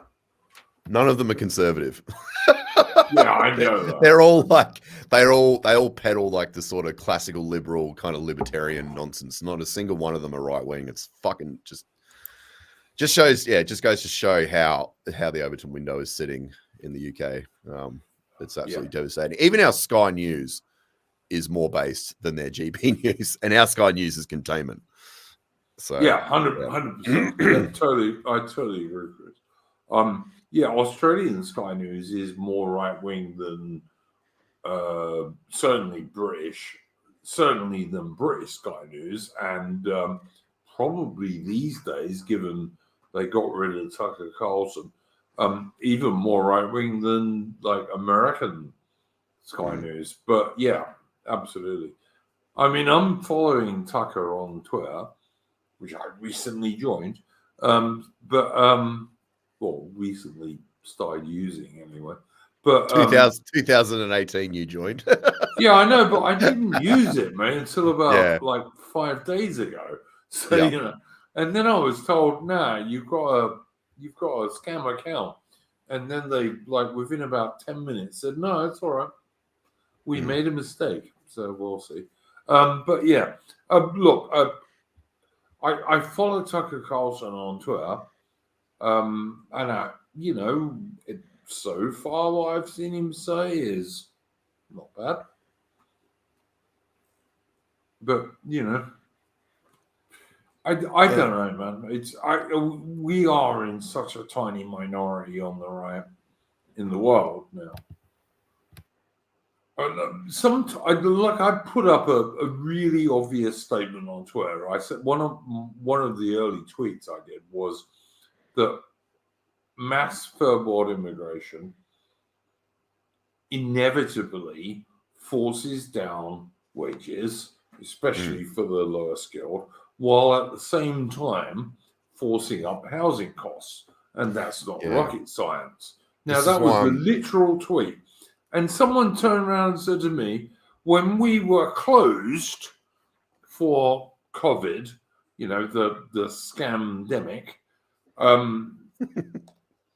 when we were closed for the scamdemic, my house price didn't go down.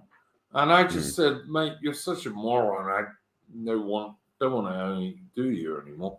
But this is how most people think. They are so dumb. It is unbelievable.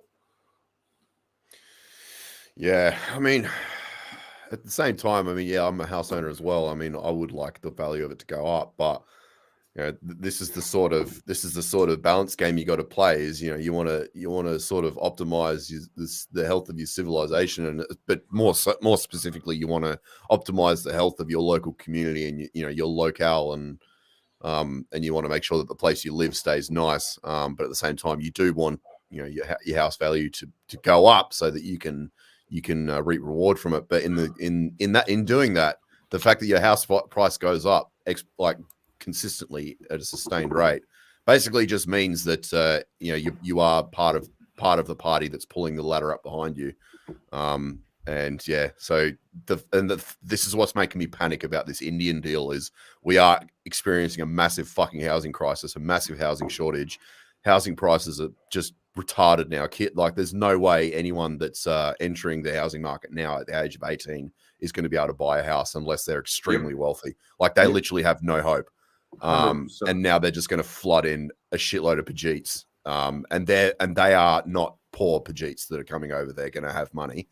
We're apart fucked. from the ones who will be even more taxi drivers, but yeah, but I mean, even them, they have family money that they can pour into deposits and stuff like that, and I'm sure they'll get kickback schemes and subsidies from the government as part of this deal. I can't understand this concept that we need to just flood the country to make GDP line go up, whereas every other marker of prosperity is plummeting the more you do that. Every government is completely fucking addicted to this GDP line going up. And I don't understand why these people consider that over. Chris, it's a coincidence. They're not being told what to do. It's a coincidence. Anyway. Oh man, I don't know. I laugh, but I'm not laughing because it's funny. I'm laughing because it's tragic. Yeah. Yeah. Look, and your point about you're a householder and good on you, but you're also a dad and a family bloke and good on you for that. I believe in what the Franklin always says on his streams, and if you want to see a really good Australian streamer, please go and watch the Franklin on YouTube. He's great. He's very, very black-pilled. But he just says, take advantage of what you can right now, because it's only going to be there for a little bit. Take advantage of it. Try and set your family up, because after this, it's all going downhill, as if you went off a cliff. And it is. Yeah. And I think he's right. Yep. Agreed. So, yeah, that's my view on that one. Mitch, what do you reckon, mate? I mean, I've already said before on streams before, I'm talking as a guy who's planning on moving to Russia just because in the UK there's no hope of me whatsoever getting my own house. There's no hope of me whatsoever having a decent property to have any children, and given how small the UK is in comparison to Australia, it's what hope is there for me in the future in the UK at present. Don't disagree with you, mate. I don't disagree with you. I mean, one thing I watched, there was a video I didn't have time to watch before this stream started, which was saying that Russia was not accepting South Africans. I don't know about that. Did you have time to watch that, Mitch? I didn't. I didn't. I mean, I've just been. I got my old English book right next to me. I've sort of been just sort of looking at the past couple of hours. So cool, man. That's no worries. That's based. But yeah, is that why you're carrying on about Cedrics and Ethelberts and? Ethelwolfs. and Edwards. Yeah, it's like what? Yeah, one thing you would like is apparently the original way to say die, you'd have to say like you say the Australian way. So Anglo-Saxons originally said good die, like the Australians would say it. Nice. That's Yes. cool. That's really cool, man. Nice one, Mitch. I like that. That's really cool. So in order to return to the true Anglo ways, you need to be more Australian. I got it. Yep. Cool. Cool. I don't know. I recently went on Twitter, as you know, Chris, and I put up Sons of the Blood, which is one of my favorite illustrations. And it's from about 1900, and it's British, Canadian, Australian, New Zealand, South African, and Rhodesian soldiers all rallying around the Union flag.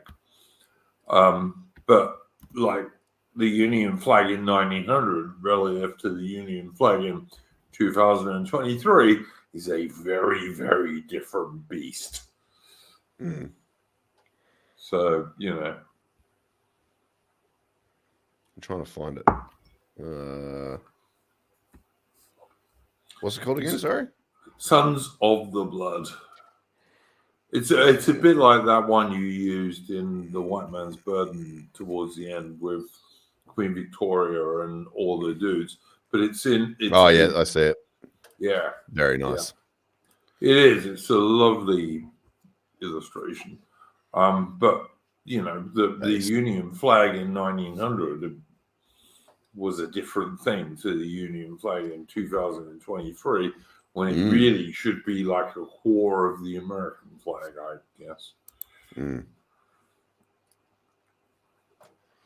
Makes me very, very sad, but there we go. But yeah, I don't know. All right, guys, we've gone on. We're almost 2 hours. What? There you go. I must have fucking spoken for a long time. I would like to plug very heavily. Tomorrow, it's going to start an hour later than this stream. So it's going to start at 10 p.m. British time, which is 7 a.m. Australian time, which I think is 2100 Greenwich Mean Time. Tomorrow, we're going to do a Waterloo Day stream. Now, I am 90% certain we'll have Rupert August, who you might have seen on my streams and also on Apostolic Majesty streams. And I also hope we will have Australian Furious Pertinax, who you will also have seen on Apostolic Majesty streams, and who is an excellent military historian.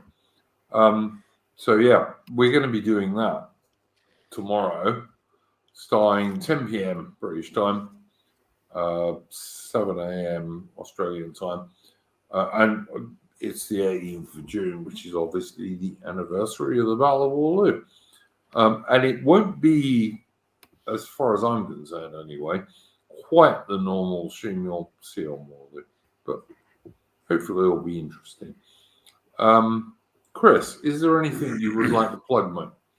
Yeah, go to my YouTube channel where I've just finished my latest song, which is a rendition of the very popular Irish song Rocky Road to Dublin. That's probably one of my better works. I've spent a lot of time with it, and I much enjoyed making it, and there's a video of it too.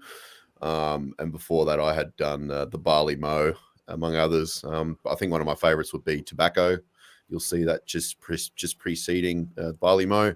Which was a song that I wrote from scratch using the poem "A Religious Use of Taking Tobacco," which was written by an Irish monk in 1500s. So go check that out, and that's the sort of stuff I do. Otherwise, just go on Twitter, follow me on Twitter, and see my obnoxiously Australian hot takes on various things. And yeah, that's about it, really.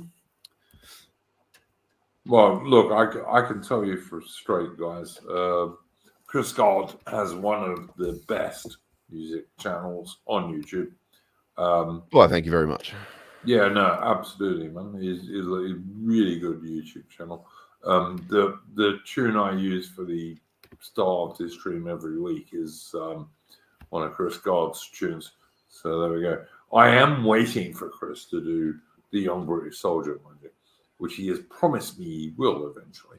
But he's been busy, which is fair enough. Rather. So that's fair enough. Mitch, anything you wanted to plug or anything like that? I mean, there's my Twitter handle. That's the only thing I've got really. I might post about the I might just post might just post my autism tapes about old English, going from this book. I think that's the one thing I'll be doing in a bit. Well, I will just say this. Chris comes from the part of the world where Colour Sergeant Anthony Booth, VC, Victoria Cross, from the AEF regiment, won his Victoria Cross, and Colour Sergeant Anthony Booth is not as well known as he needs to be. He was in 1879 in Zululand, the AEF regiment, which was in those days the South Staffs, I believe. They were camped on both sides of the Ntombi River, which was in flood. So you really, like a big flood in South Africa in those days, you couldn't get across the river very easily. So 2/3 of the company was on the far side, and 1/3 of the company was on Anthony Booth's side. And all of a sudden, about 1,200 Zulu warriors poured into the camp. And on the Zulu side, which was where 2/3 of the company were. So they killed most of the guys fairly quickly. Like the company commander was stabbed, shouting, "Fire away, boys, I'm done," or something like that. Whereas the officer on Anthony Booth's side jumped on his horse, shouted, "I'm going for help," and ran away really quickly.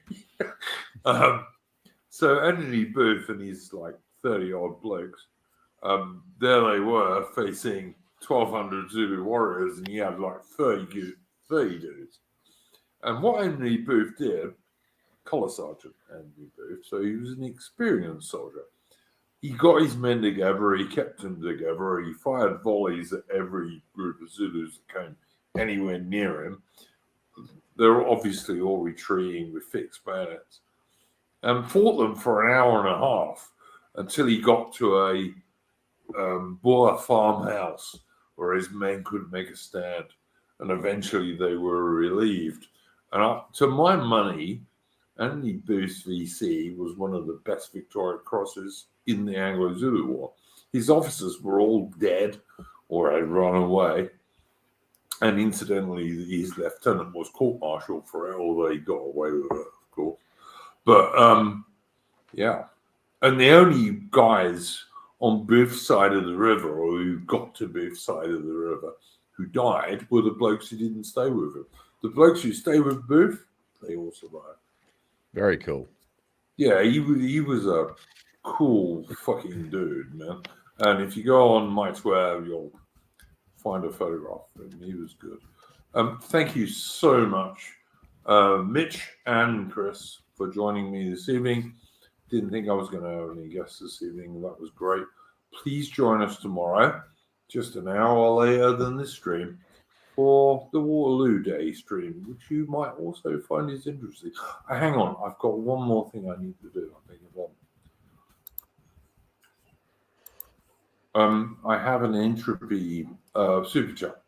So EH says for United States dollars $10, England bound in with the triumphant sea, whose rocky shores beat back the innuous sledge of watery Neptune, is now in with shame.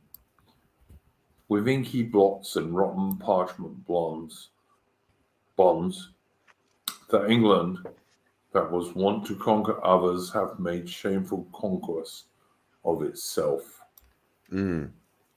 Which is obviously a poem And thank you so much to EH, which I actually think was a lady we were talking to earlier. And yeah, can't really argue with that, to be honest with you. Is that the final frontier, conquering yourself? Alice Liddell, 1872, it's Shakespeare, and I think Alice Liddell was the person who sent us that. Richard II, thank you. Look, you can't really argue with that, Alice. It's true. England is conquering itself. You know, when you hear the parents of those murdered teenagers saying, "Don't worry about it. Yeah. It's got nothing to do with immigrants." Yeah, England's conquering itself. And to say it makes me sad would be a million times an understatement. When there was a time when England and Britain was a nationalist and proud country where we wouldn't have allowed that, to be honest. We just wouldn't have allowed it. But thank you, Alice. Yeah.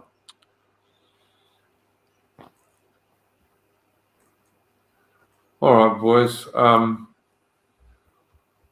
Thanks very much to Mitch and to Chris Gard for joining us. Go and check out Chris Gard's YouTube channel. It's really excellent.